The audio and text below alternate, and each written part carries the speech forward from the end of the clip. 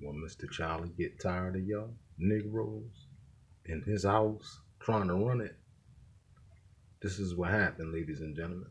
It's Mr. Charlie's house.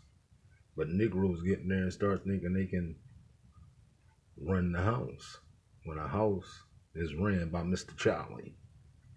So when Mr. Charlie get tired of you, he look inside his toolbox and say, we can no longer use this person.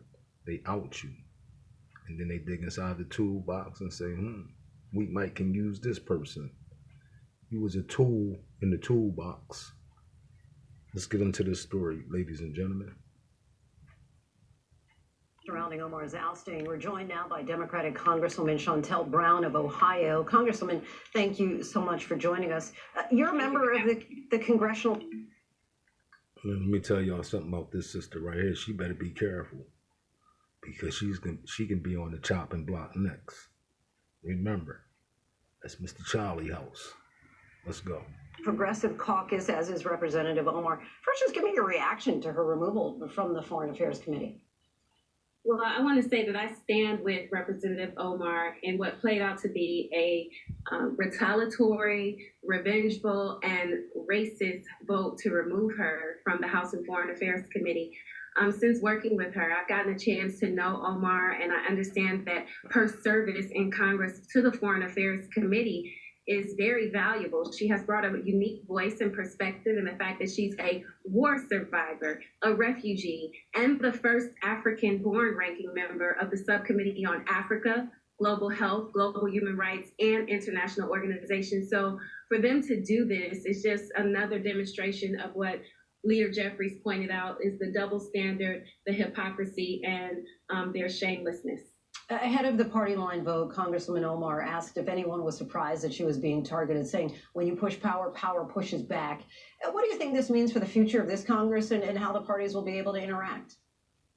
Well, let me say this. I am still hopeful that we can find bipartisan solutions, but when you start out with a Congress that is chaotic and confusion, based on chaotic and confusion with the Republicans holding the majority, it leaves very little hope, but I'm an optimistic person. I think that it is just demonstrating again their inability to actually present real legislation, and performative politics is their order of the day.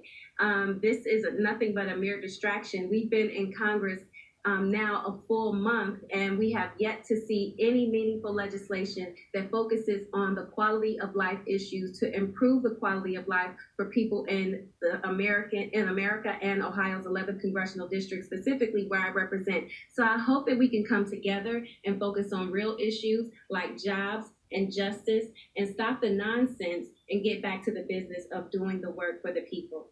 You said that you think that this is merely retaliation. Was this something that you expected, that you saw coming?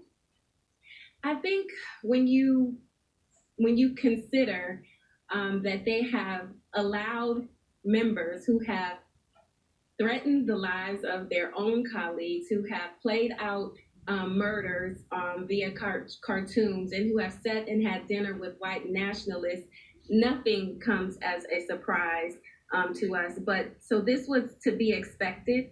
But again, we are trying to do our best on the other side of the aisle to continue to focus on issues that matter to the public. This is unproductive.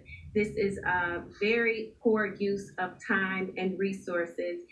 And we came to work day one, unified and ready to do the work of the people, handling the people's business, talking about issues, protecting Medicare and Social Security. Those have been the priorities of the Democrat. Defending and delivering results for American people continues to be Democratic priorities. And I certainly hope that my Republican colleagues can get on board so we can get some real work done.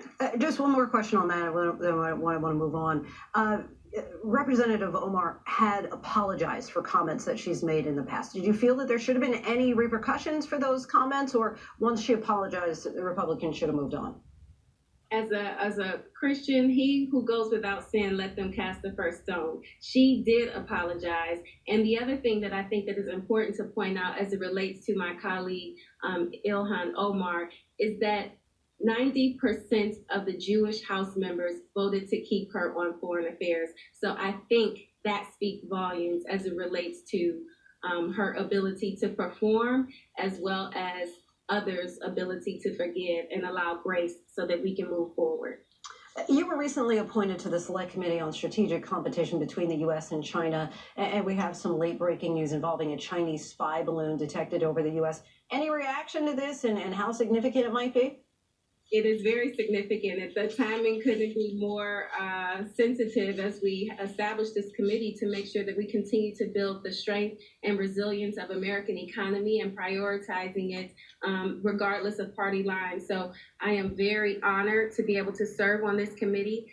And I look forward to bipartisan collaboration to advance economic interests and address the issues affecting our global security.